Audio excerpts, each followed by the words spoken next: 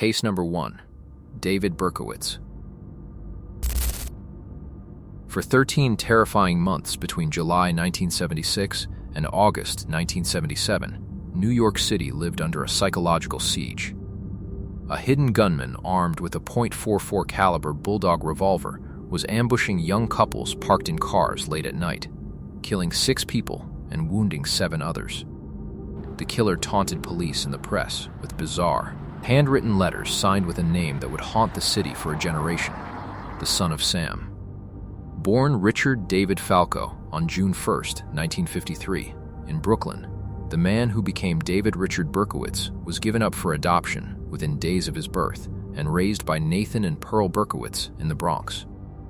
Neighbors and classmates later described him as a restless, difficult child prone to sudden bursts of temper, and his adoptive mother's death from cancer when he was 13 left him increasingly isolated.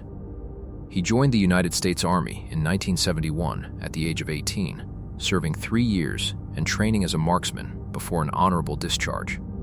By his mid-20s, he was living alone in Yonkers, working as a postal clerk. Behind that quiet routine, Berkowitz was sliding into a private world of paranoid delusion.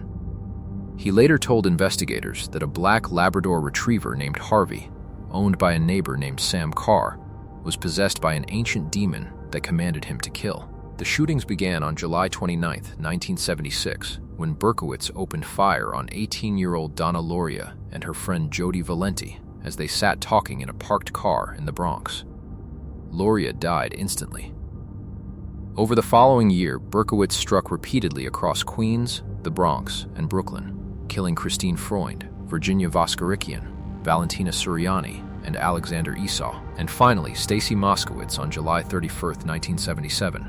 Several other young people survived their wounds and carried the physical and psychological scars for the rest of their lives. As the death toll climbed and the letters grew more taunting, the New York City Police Department assembled a 200-detective task force known as Operation Omega, at the time one of the largest manhunts in the department's history.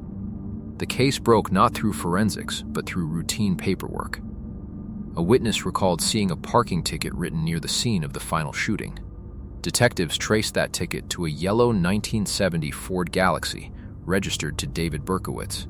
When officers surrounded him outside his Yonkers apartment building on the night of August 10, 1977, Berkowitz reportedly told them, "Well, you got me." Inside his car, they found a semi-automatic rifle, ammunition, and a letter written in the same distinctive hand as the one sent to police and to newspaper columnist Jimmy Breslin. Given the intensity of public fury surrounding the case, officials first sent Berkowitz for psychiatric observation, briefly holding him in a locked ward at Kings County Hospital before transferring him to Rikers Island to await trial. There, he was placed in one of the jail's high-security protective units, separated entirely from the general population and watched around the clock, both for his own safety and to prevent any outside communication. Correction officers who supervised him during this period later described him as unnervingly calm and soft-spoken, a striking contrast to the monster depicted in his own letters. Court-appointed psychiatrists spent months evaluating whether he was competent to stand trial. Despite an initial insanity defense prepared by his attorneys, doctors ultimately found him fit, and on May 8, 1978, Berkowitz withdrew that defense and pleaded guilty to 6 counts of second-degree murder and 7 counts of attempted murder. On June 12, 1978, 3 Bronx Supreme Court justices sentenced Berkowitz to 6 consecutive terms of 25 years to life. A sentence press accounts at the time tallied at roughly 315 years behind bars.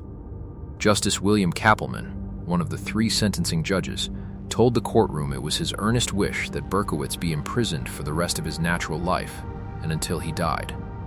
With his case resolved, Berkowitz's brief stay at Rikers Island came to an end. He entered the New York State prison system at Attica Correctional Facility, where in 1979, a fellow inmate slashed his throat and neck in an attack that required dozens of stitches and nearly killed him.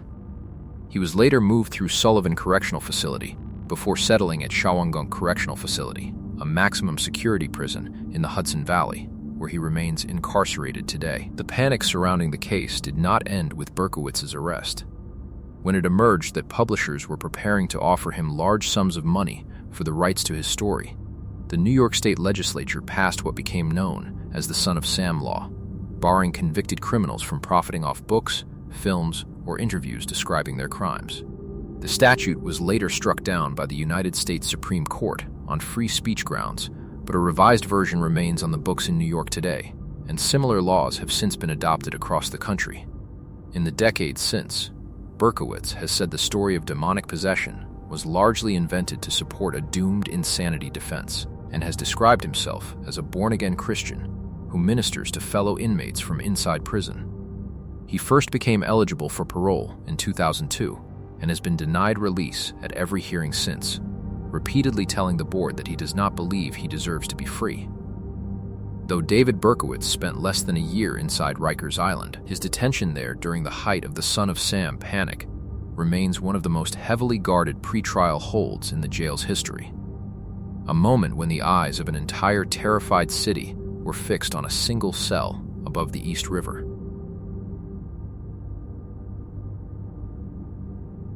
Case number 2, Willie Jerome Manning.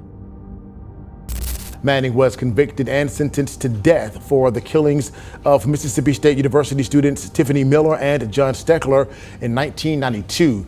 They were shot on Pat Station Road. The Oktibbeha County man's legal team has long fought the evidence presented in the case and requested more DNA testing.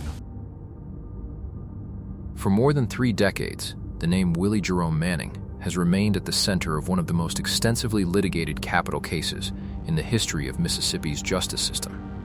A case built almost entirely on forensic science that would later be discredited by the very federal agency that supplied it. Manning, known to people in Starkville as Fly, was born in June 1968 and spent his teenage years and early 20s cycling through the Oktibbeha County court system on burglary, robbery, and larceny convictions. The local police chief later recalled first encountering Manning as an 8-year-old boy in the late 1970s and said officers had repeatedly tried, without success, to steer him away from trouble. Manning was released from prison in October 1992. Less than 3 months later, police connected him to a double homicide that would define the rest of his life.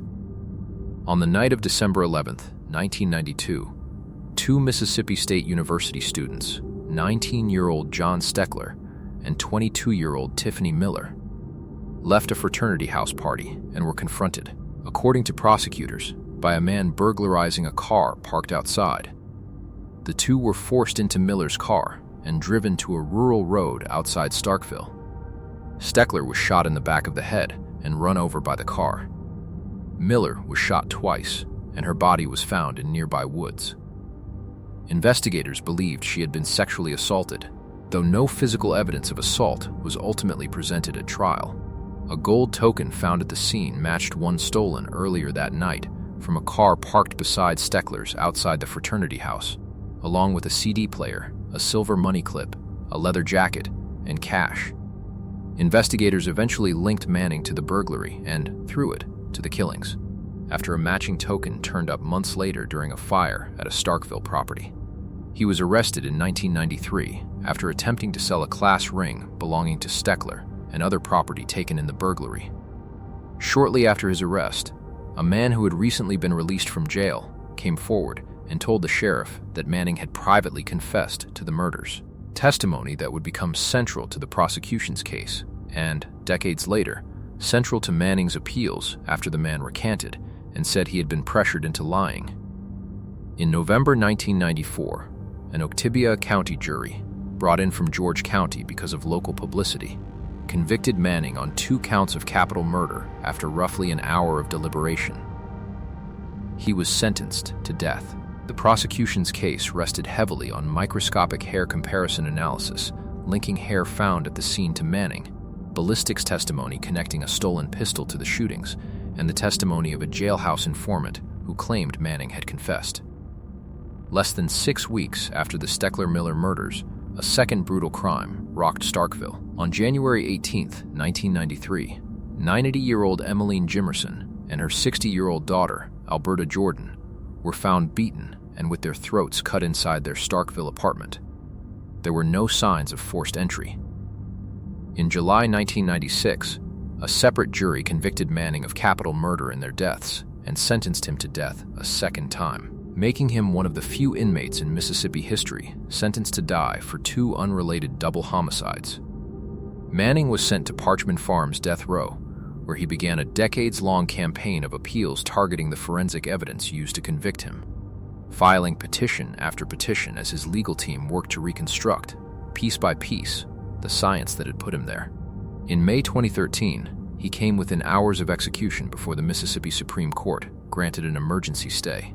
Days earlier, the Department of Justice and the FBI had formally acknowledged that the microscopic hair comparison and firearms testimony presented at Manning's 1994 trial were scientifically invalid, part of a nationwide review that would eventually find flawed hair analysis testimony from the vast majority, more than 90%, of the FBI examiners whose work was audited. The stay opened the door to renewed DNA testing. In April 2015, prosecutors dismissed all charges against Manning in the Jimerson Jordan case after a key witness recanted his testimony, and court-ordered DNA testing failed to connect Manning to the crime scene. He remains, to this day, listed as a death row exoneree in that case. His conviction and death sentence for the murders of Steckler and Miller, however, were not overturned. Manning has continued to press for additional DNA testing on evidence from that case, arguing the same flawed forensic methods that unraveled the Jimerson Jordan conviction also tainted his trial for the students' murders. In 2022, the Mississippi Supreme Court denied his request to send evidence to an outside laboratory, finding that 6 years of prior testing had produced nothing to support his innocence claim. Now in his late 50s, Willie Jerome Manning remains on Parchman's death row, maintaining his innocence in a case that stands as one of the starkest cautionary tales in the state's use of forensic science at trial. A single defendant carrying both a formal exoneration and an active death sentence for 2 crimes committed within weeks of each other more than 3 decades ago. Case number 3. Willie Cory Godbolt. Lincoln County jurors found Godbolt guilty of all 12 counts against him. Now, this includes 4 counts of murder and 4 counts of capital murder. Willie Godbolt received a sentence of life in prison for each murder conviction and a death sentence for each capital murder conviction. Godbolt shot and killed 8 people during a house-to-house shooting rampage. On May 27, 2017, a small, quiet community in rural Lincoln County, Mississippi, was shattered by the deadliest single gunman mass shooting in state history. The man responsible was 35-year-old Willie Cory Godbolt of Bogue Chitto. Godbolt had a documented history of domestic disputes and volatile behavior with his estranged wife, Sheena, and relatives later described him as prone to sudden emotional episodes in the months before the shooting. On Memorial Day weekend 2017, Sheena and their 2 children were staying with her mother's family in Bogue Chitto after leaving Godbolt. That evening, Godbolt texted her that he was coming to collect the children. Sheena warned him that if he came to the house, she would call the police. He came anyway. Godbolt arrived at the home just before midnight and told the family he intended to take his children. His father-in-law urged him to come back the next morning. When Sheena called 911, 36-year-old Lincoln County Sheriff's Deputy William Durr responded and asked Godbolt to leave. Godbolt appeared to comply, turning toward the door as if to depart. Then, without warning, he spun around and shot Durr in the face at close range, killing him.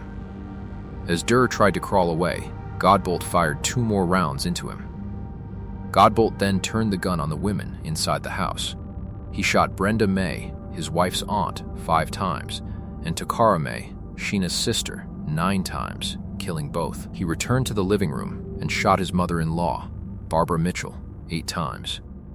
As the shooting continued, Sheena escaped through a bedroom window with her children. Godbolt retrieved a rifle from his car and fired through the bedroom door where his father-in-law had taken cover, then stole his wife's cell phone and fled the scene, having killed 4 people at the first house alone. Still armed, Godbolt drove to a second residence in Brookhaven. where he shot and killed 18-year-old Jordan Blackwell and 11-year-old Austin Edwards. A 15-year-old at the same house survived the attack by playing dead. Godbolt then drove to a third home, where he shot and killed a married couple, Farrell and Sheila Barrage. During an exchange of gunfire with Farrell Barrage, Godbolt sustained a gunshot wound to the arm. By morning, Godbolt had killed 8 people across 3 crime scenes over the span of several hours. He was arrested walking away from the Barrage property. Sitting on the ground in handcuffs, he gave an interview to a Clarion Ledger reporter on the scene, telling her he loved his wife, his children, and Bogue Chitto, and offering to tell police where the bodies were if they eased off him. Deputy Durr was a 2-year veteran of the Lincoln County Sheriff's Office and a 4-year veteran of the Brookhaven Police Department before that, and his death marked the first line-of-duty killing of a Lincoln County officer on record. His funeral drew law enforcement from across the state, and his death, along with those of Barbara Mitchell, Takara May, and Brenda May, became the emotional center of the case that followed. A relative who witnessed part of the shooting later told reporters that Godbolt had appeared calm, almost ready to leave, before he reached into his back pocket and, in the relative's words, simply started shooting everything. At the second crime scene, Jordan Blackwell's mother arrived home to find her son and nephew dead, and a message waiting on her phone, left by Godbolt, telling her that she had destroyed his family and that he had now destroyed hers. Godbolt's trial began in February 2020 in Pike County, with jurors brought in from DeSoto County due to extensive pretrial publicity.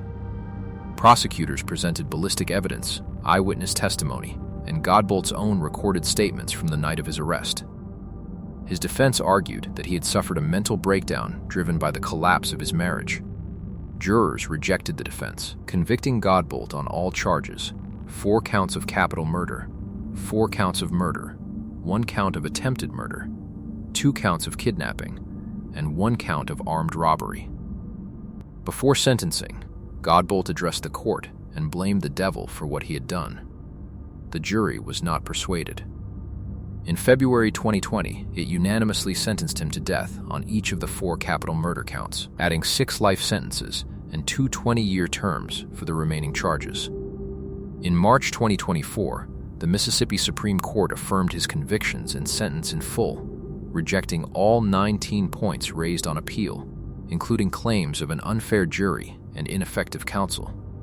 Godbolt was remanded to Parchman Farm, where he was processed into Unit 29, the prison's death row and administrative segregation wing.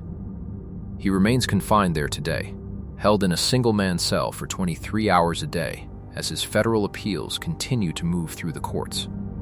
In 2025, the United States Supreme Court declined to hear his case, closing off one of his final avenues of federal review and leaving his execution date to be set by the state courts. Case number 4. Luke Woodham. I'm going to heaven now. Let's go back now. Y'all stand back. This is one of those spells? You think this is a spell? This is God's will. Stand back. Watch out. It's God's will. This is God's will. Any last words? God bless you all.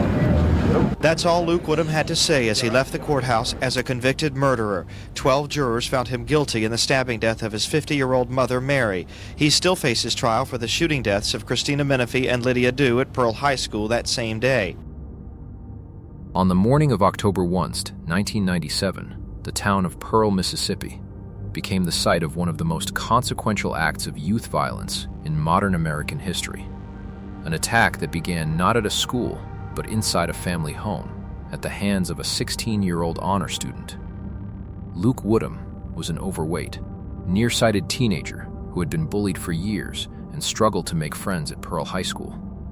His parents had divorced when he was in the 6th grade, and he later described his home life as marked by conflict and an absence of affection. He found a sense of belonging in a small clique of alienated classmates who called themselves the Croth. Led by an older student named Grant Boyette, the group spent time together playing video games, reading, and discussing philosophy, and, according to later testimony, gradually experimented with occult ideas and dark nihilistic thinking that encouraged violent fantasies among its members. Woodham had briefly dated a classmate, Christina Menifee, and struggled badly when the relationship ended roughly a year before the attack, later describing the breakup as devastating. Before dawn on October 1, while his 50-year-old mother, Mary Ann Woodham, prepared for a morning jog, Woodham attacked her at their home with a butcher knife and a baseball bat. An autopsy later found she had suffered 11 slash wounds and 7 stab wounds, including wounds to her heart and lungs. Woodham later testified that Boyette had spent hours on the phone with him the night before, pressuring him to kill his mother and his ex-girlfriend as an act of retaliation and initiation. After killing his mother, Woodham took her car and a .30-30 lever action rifle that had belonged to his older brother, concealed it beneath a trench coat, and drove to Pearl High School. Just after 8 in the morning, he walked into the school's commons area and opened fire. His first target was 16-year-old Christina Menifee, his former girlfriend, who died from a gunshot wound to the neck. He then shot and killed 17-year-old Lydia Dew, who had been standing nearby. 7 other students were wounded in the chaos that followed. As Woodham made his way back to his car, Assistant Principal Joel Myrick, a major in the Army Reserve, ran to his truck and retrieved a .45 caliber pistol he kept there. He confronted Woodham in the parking lot and held him at gunpoint, deliberately choosing not to fire for fear of hitting a bystander, until police arrived roughly 6 minutes later. Investigators later found a manifesto Woodham had written and handed to a friend that morning, describing years of bullying and framing the attack as retribution against those he believed had wronged him. Woodham was tried as an adult in 2 separate proceedings in 1998. The first, for his mother's murder, was moved to Neshoba County due to pretrial publicity. Woodham testified that he had no memory of killing her and that his relationship with his mother had been loveless and strained since childhood. After a 5-day trial, the jury deliberated roughly 3 hours before convicting him of murder. He was sentenced to life in prison. Weeks later, his second trial for the school shooting was moved 100 miles away to Hattiesburg. Woodham took the stand again, breaking down as he described his heartbreak over Menifee ending their relationship and insisting that Boyette had manipulated him into the attack. Under cross-examination, he acknowledged that his own desire for revenge had outweighed any outside pressure. After deliberating 4.5 hours, the jury convicted him on 2 counts of murder and 7 counts of aggravated assault. He was sentenced to 2 life terms, plus 140 years, the sentences ordered to run consecutively. Because of the severity of his crimes, 16-year-old Woodham was sent directly into Parchman Farm's adult population, placed under long-term protective custody to shield him from retaliation by other inmates. Grant Boyette and several other members of the Croth were separately charged with conspiracy in connection with the killings, cases that drew national attention to the group and to the broader question of how much responsibility, if any, extended beyond the boy who pulled the trigger. In the town of Pearl, the shooting left a permanent mark. 2 plaques memorializing Christina Menifee and Lydia Dew were placed beneath the school's flagpole, and staff who were present that morning have described carrying the memory of that day for years afterward. Joel Myrick, credited with stopping the attack before it claimed more lives, later became a vocal advocate on school safety issues, drawing on his own account of the 6 minutes between his confrontation with Woodham and the arrival of police. Now in his 40s, Luke Woodham has spent nearly 3 decades at Parchman Farm. Under Mississippi law, as it applied to his case, his consecutive life sentences carry no possibility of parole, meaning he is expected to remain inside the prison's walls for the rest of his life. Case number 5, Anna Sorokin. Between 2013 and 2017, New York City's elite social circles were completely captivated by a young, stylish woman who called herself Anna Delvey. Claiming to be a German heiress with a fortune worth tens of millions of euros waiting for her, she wore designer clothes, lived in boutique Manhattan hotels, ate at the city's finest restaurants, and pitched investors on a multi-million-dollar private arts club called the Anna Delvey Foundation. In reality, she was Anna Sorokin, born in Russia to a family that later relocated to Germany, where her father built a heating and cooling business after years of working as a truck driver. She had no trust fund and no inheritance. only a remarkable talent for constructing a convincing lie. Born January 23, 1991, in Domodedovo, Russia, Sorokin moved with her family to Germany in 2007, later interning in Paris before relocating to New York City in her early 20s. Using forged bank documents, fabricated wire transfer confirmations, and sheer nerve, Sorokin scammed banks, luxury hotels, private jet charter companies, and wealthy acquaintances out of more than $200,000, at one point attempting to secure a multi-million-dollar loan from a major investment firm to fund her arts foundation.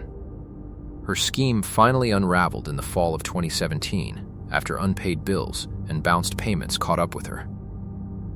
Following an investigation by the Manhattan District Attorney's Office, aided by a former friend she had defrauded, Sorokin was arrested in Malibu, California in October 2017, extradited back to New York, and held at Rikers Island to await trial, unable to secure her release.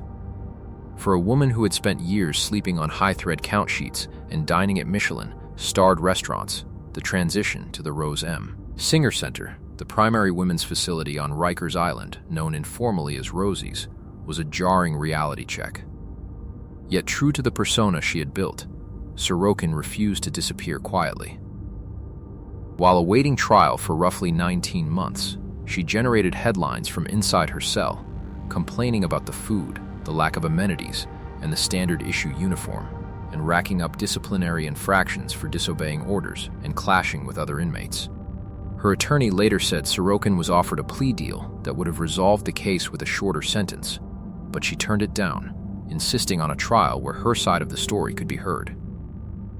When her trial began in March 2019, Sorokin made headlines again by hiring a professional stylist to curate her daily courtroom wardrobe, reportedly refusing to appear before the judge if her outfits did not meet her own standards. On April 25, 2019, a Manhattan jury convicted Sorokin on 8 counts, including multiple counts of grand larceny and theft of services, while acquitting her on charges of grand larceny and attempted grand larceny tied to her attempted multi-million-dollar loan. On May 9, 2019, Judge Diane Kiesel sentenced her to 4 to 12 years in state prison, along with roughly $199,000 in restitution and a $24,000 fine. In her remarks, the judge said Sorokin had been blinded by the glitter and glamour of New York City, and that she was stunned by the depth of the defendant's deception. Following sentencing, Sorokin was transferred from Rikers Island to Albion Correctional Facility in upstate New York to serve out her term.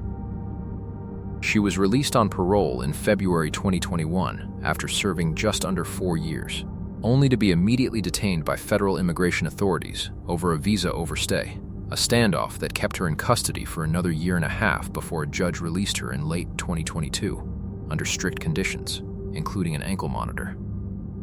Facing likely deportation, Sorokin has since leaned further into the fame her case created, appearing in television interviews and even competing on Dancing with the Stars while wearing her monitoring device on air. Anna Sorokin's stay on Rikers Island provided a surreal contrast in the facility's long history. A modern tale of fabricated luxury crashing headfirst into the cold, concrete reality of New York City's most notorious jail. Case number 6. Gerald Albert Gallego. Long before his son, Gerald Armand Gallego, became infamous across California and Nevada for a string of kidnap murders carried out with his wife in the late 1970s, the elder Gerald Albert Gallego had already built a violent legacy of his own on the Mississippi Gulf Coast. Born in 1928 in Hawthorne, California, Gallego was a career criminal with a record of auto theft, armed robbery, and prison escapes stretching back to his youth, including a stint at San Quentin. By the early 1950s, he had become a fugitive, having fled California while wanted on a parole violation. On May 27, 1954, 34-year-old Ocean Springs police officer Ernest Floyd Burgess pulled Gallego over after finding him driving recklessly following a night of drinking. Rather than submit to arrest, Gallego overpowered Burgess, kidnapped him, and shot him multiple times, killing him. Gallego was captured the following day and taken into custody in Jackson County to await trial. In June 1954, a Mississippi jury convicted Gallego of capital murder and sentenced him to death. He was held in the Pascagoula jail to await transfer, but Gallego had no intention of waiting for his execution date. 3 months after his sentencing, in September 1954, he and another inmate attacked jailer J.C. Landrum. Gallego threw acid into Landrum's eyes, blinding him, then beat him to death with a length of pipe. The two men scaled the jail's fence and fled, setting off a 5-day manhunt across the Mississippi Gulf Coast involving state troopers and armed search parties. Gallego was recaptured hiding in marshland outside Pascagoula. He later confessed, without corroboration, to killing a third victim in Los Angeles, though authorities were never able to identify that person or confirm the crime. Gallego was transferred to Parchman Farm to await execution for Boges's murder. His arrival coincided with a significant shift in how Mississippi carried out death sentences. For decades, the state had used a portable electric chair, nicknamed Old Sparky, that was transported by truck from county to county so that condemned prisoners could be executed near the site of their crimes. In 1954, under pressure from Governor Hugh White, the state legislature replaced the traveling chair with a newly built, permanently installed gas chamber at Parchman, ending the practice of county-by-county executions and centralizing capital punishment at the penitentiary for the first time. On March 3, 1955, Gerald Albert Gallego became the first person executed in that new chamber. The execution did not go smoothly. A malfunction in the delivery of cyanide gas meant the chamber failed to reach a lethal concentration quickly, and witnesses reported Gallego coughing and struggling to breathe for an extended period before he died. Accounts of exactly how long the process took differ. Veteran Mississippi journalist Bill Miner, who witnessed the execution firsthand, later estimated it took roughly 20 minutes. A later account by a former Parchman warden, who was not present that day, put the figure at closer to 45 minutes, and that higher estimate has since become the version most commonly repeated. Whatever the precise duration, the malfunction was serious enough that prison officials subsequently began testing the chamber before every execution by gassing a caged animal, usually a rabbit, to confirm the mixture was lethal before a human was placed inside. Gallego's son, born in 1946, never knew his father. He was told as a child that his father had died in a car accident and did not learn the truth of his execution until his teenage years. Decades later, after his own arrest for the kidnapped murders of at least 10 women in California and Nevada, the younger Gallego told a court-appointed psychologist that he felt his father was inside him. Unlike his father, he was never put to death. He died of cancer on Nevada's death row in 2002. The elder Gallego's execution, however, remains a fixed point in Parchman's history, the violent, blackly ironic opening chapter of the gas chamber era that would claim 34 more lives at the prison over the next 3.5 decades.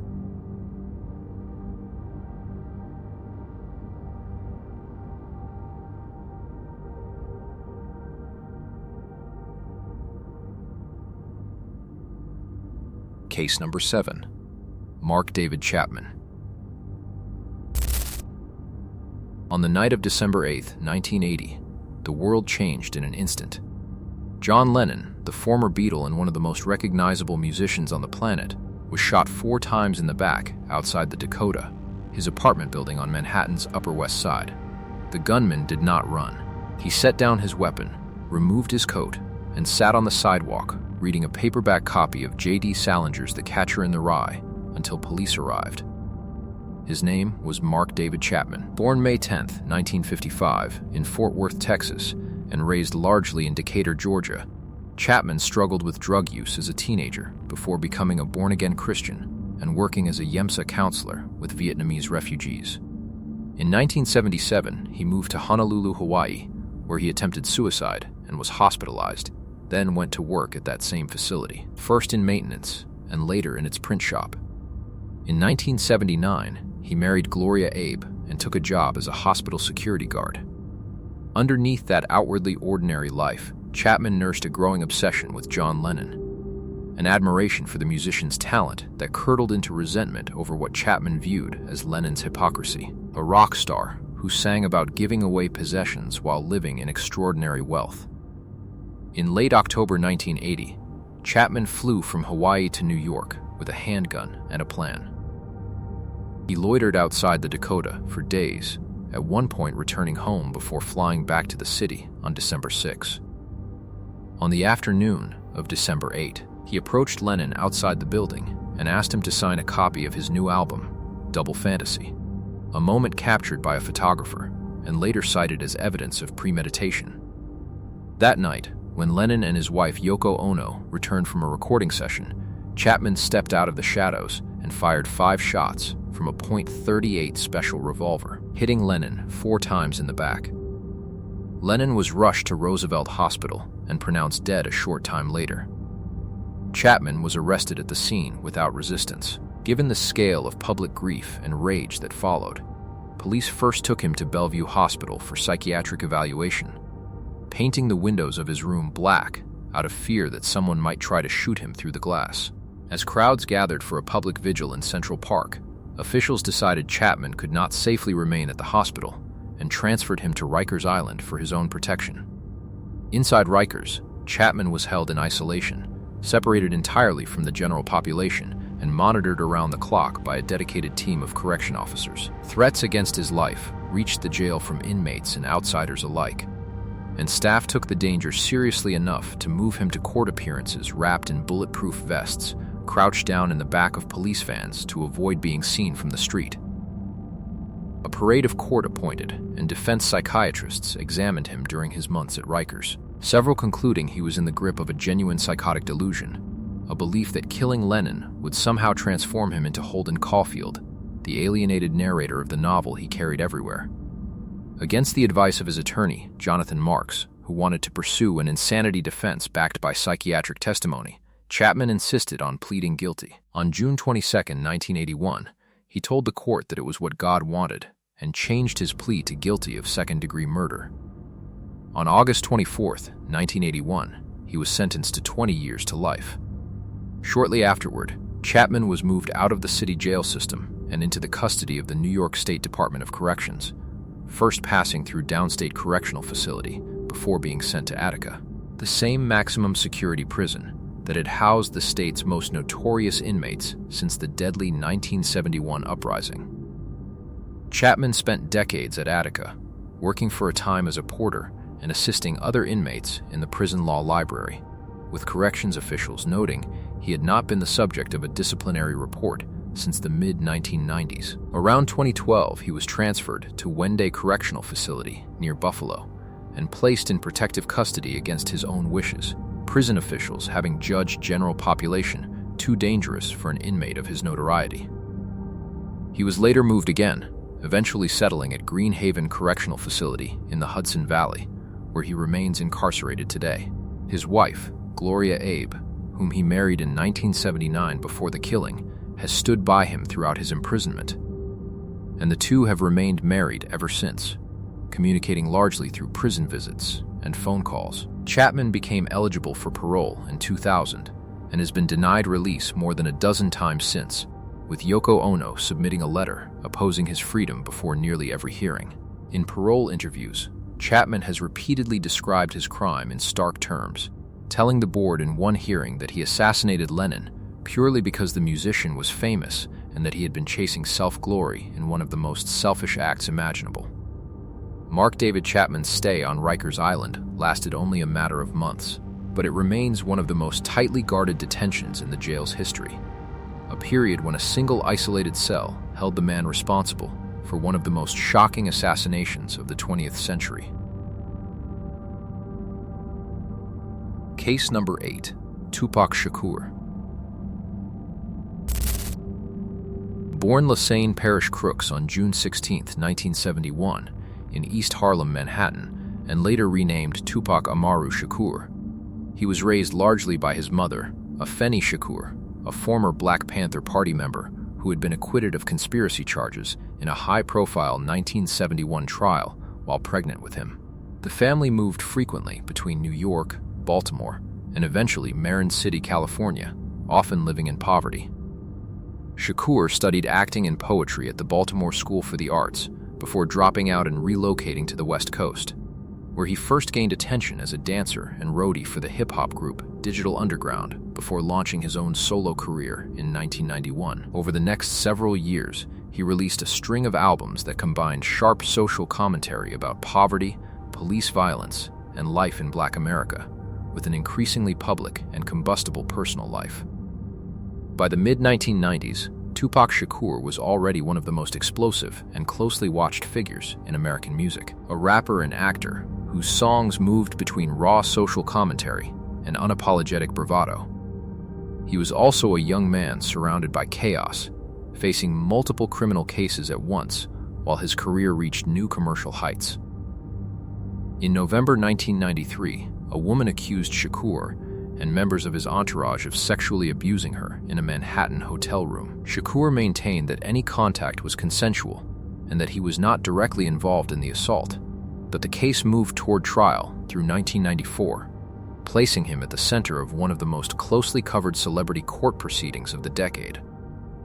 On the night of November 30th, 1994, in the middle of that same trial, Shakur was ambushed and shot 5 times in the lobby of Quad Recording Studios in Times Square during an apparent robbery, an attack he would later suggest, without ever offering proof, had been orchestrated by people connected to his rivals in the music industry. Remarkably, he insisted on appearing in court himself the very next day, arriving in a wheelchair with bandages still visible to hear the jury's verdict. On December 1st, 1994, he was convicted of first-degree sexual abuse, while being acquitted of the more serious weapons and sodomy charges connected to the case.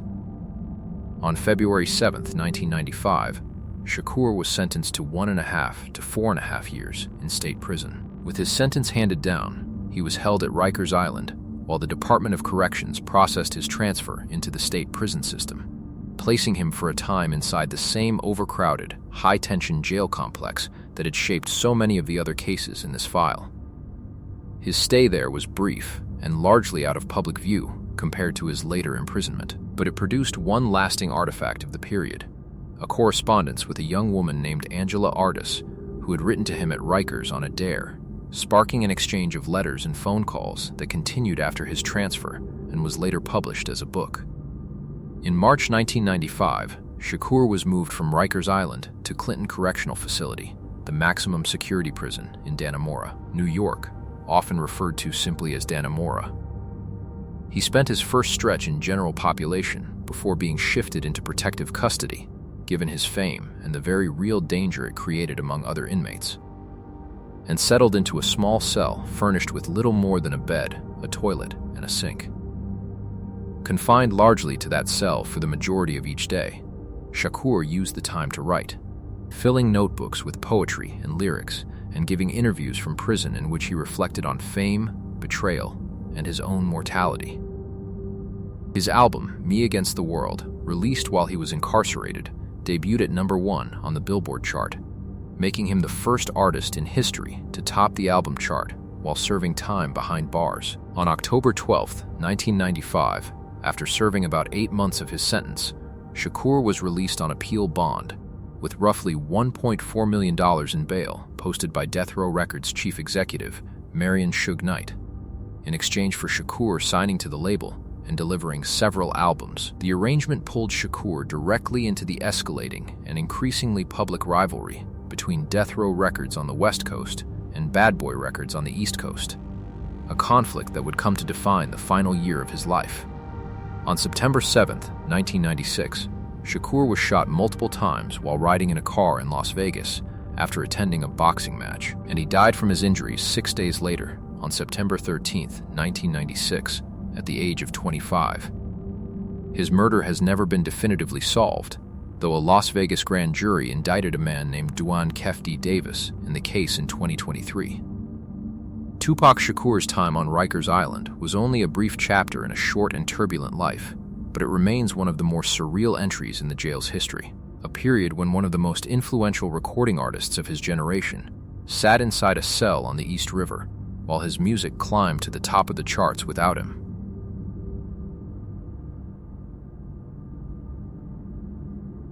Case number 9, Eric Moffett. Some of the most difficult files inside Parchment Farm are not the ones defined by chaos or spectacle, but by the quiet, years-long failure of a system to catch a killer the first time. Eric Moffett's case is one of them. A crime against a 5-year-old girl that went unpunished for nearly a decade before DNA evidence finally closed the file, and a reminder that some of the prison's most disturbing residents are not the ones who made national headlines on the night of their crime, but the ones whose victims waited the longest for justice. In the early hours of December 31st, 1994, 5-year-old Felicia Griffin was asleep on a pallet in a Jackson, Mississippi apartment alongside her 2 sisters. She lived there with her mother, Penny Griffin, and Penny's boyfriend, Eric Moffett. That night, Penny prepared for her overnight shift at work and left the girls in Moffett's care, expecting his mother to arrive shortly to drive her to her job. When his mother did not show, Penny walked to a nearby gas station to call for a ride. By the time Penny returned home, Felicia was dead. Moffett claimed an intruder had broken in and strangled the child. Jackson police investigated, but with no physical evidence tying Moffett directly to the crime and his account offering an alternative explanation, prosecutors were unable to move forward. Moffett was questioned, briefly held, and released. For the Griffin family, the case went cold, and Felicia's killer walked free, living openly in the same community for years, while Penny Griffin and her surviving daughters carried the unresolved loss. The file might have stayed closed permanently, if not for a Jackson Police Department cold case unit that began reviewing unsolved child homicides years later. Investigators resubmitted physical evidence from the original scene for forensic testing that had not been available in 1994. The results contradicted Moffett's account of a stranger breaking into the home. Forensic evidence indicated that Felicia had been severely battered and that her injuries were inconsistent with strangulation by an outside intruder. In April 2002, more than 7 years after the murder, a Hinds County grand jury indicted Eric Moffett for capital murder.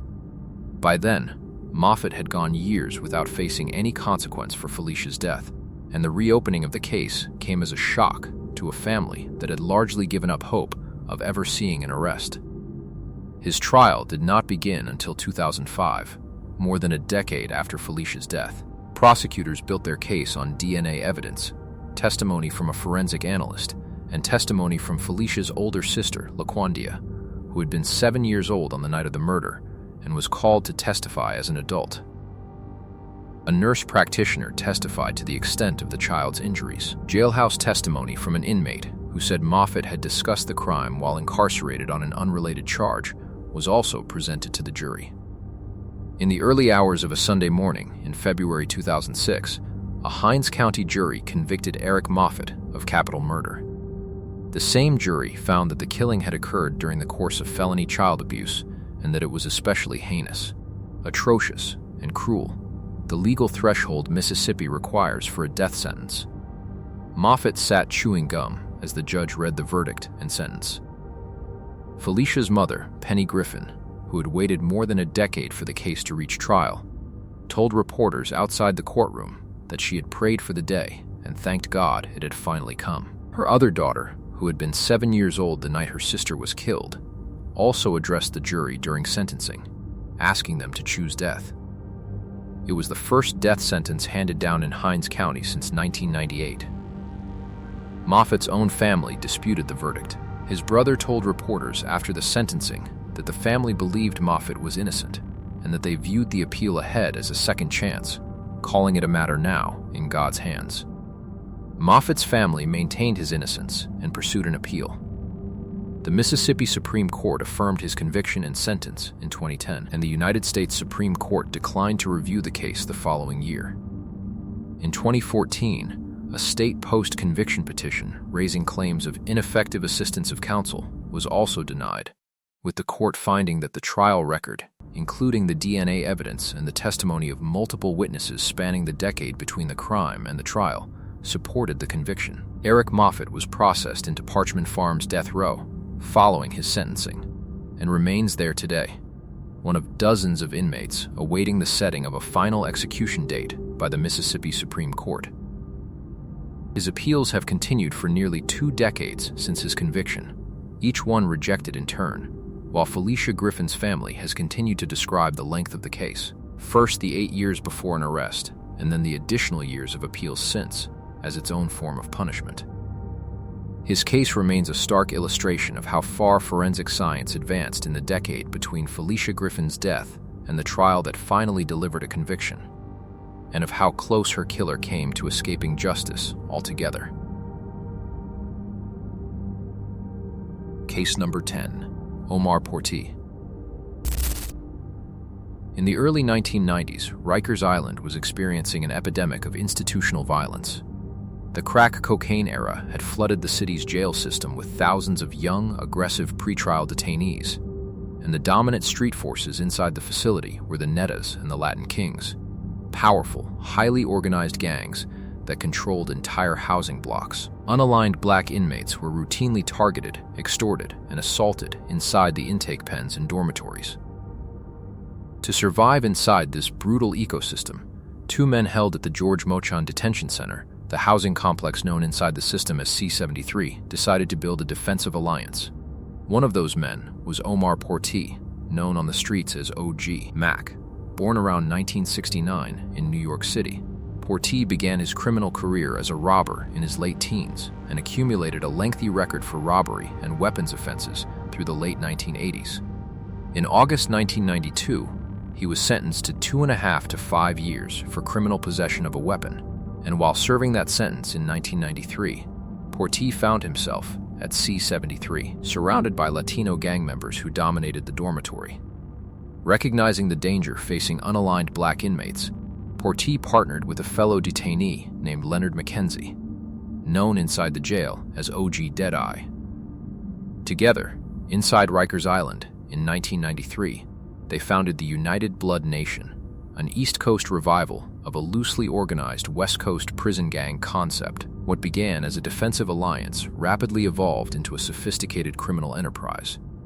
The first 2 sets born out of C-73 were the 9 Trey Gangsters and the 1-8 Trey Gangsters, each drawing membership from young black inmates who had banded together for protection and stayed together once they hit the streets. Portee instituted a strict organizational hierarchy, complete with a written code, military-style ranks, and specific hand signs, later codified among members into what became known as the Blood Constitution, covering everything from dues and loyalty obligations to punishments for members who broke ranks or cooperated with law enforcement. Using the constant churn of inmate transfers between Rikers Island and neighborhoods across the city, Portee and Mackenzie exported the United Blood Nation directly from their jail cells onto the streets of New York. Young men released from Rikers were expected to establish local sets in their home boroughs, including the Bronx, Brooklyn, and Manhattan, answering back to the leadership structure that had formed behind bars. The gang spread rapidly through the New York State prison system and out into street-level drug distribution networks across the East Coast, eventually claiming membership in the thousands. Portee had cycled in and out of the city's jails since his teenage years, and after founding the United Blood Nation in 1993, he would spend most of the rest of his adult life behind bars. His outsized role in building the organization eventually drew the attention of federal authorities. Prosecutors built a sweeping racketeering case against the executive leadership of the United Blood Nation, alleging that Portee had personally directed acts of violence, drug trafficking, and other criminal enterprise activity that stretched from Rikers Island's dormitories out across state lines. In 2002, Portee went on trial in federal court, where prosecutors presented extensive evidence, including recorded prison communications and testimony from former gang members, detailing how a multi-state criminal network had originated inside a New York City jail cell block. He was convicted on multiple federal counts, including racketeering, murder conspiracy, and drug trafficking. And in 2003, he was sentenced to 50 years in federal prison. Because of his demonstrated ability to command gang operations from inside correctional facilities, the Bureau of Prisons placed Portee in the highest security tier available in the federal system, eventually transferring him to Adex Florence, the federal supermax prison in Colorado, where he remains held under some of the most restrictive conditions in American corrections. Portee's co-founder, Leonard Mackenzie, avoided the same fate for years and has since largely stepped back from the organization. But the network the two men built at C-73 did not fade with their exit. The United Blood Nation splintered into dozens of competing sets across the Northeast and Southeast, each operating with a degree of independence, while still tracing its roots back to the original Rikers Island alliance. Decades later, the 9 Trey Gangsters, the very first set Portee and Mackenzie organized inside the jail, would draw fresh national attention when rapper Daniel Hernandez, known professionally as Tekashi 6ix9ine, was convicted on federal racketeering charges tied to his association with the set, a case that echoed the same pattern of gang business being conducted openly and violently under the eyes of both prosecutors and the public. Omar Portee did not simply spend time on Rikers Island. He used its overcrowded, violent housing units as an incubator to build one of the most influential and feared street gang networks in modern American history. A network whose reach from a single New York City cell block would ultimately extend across the entire East Coast. This is Prison Files.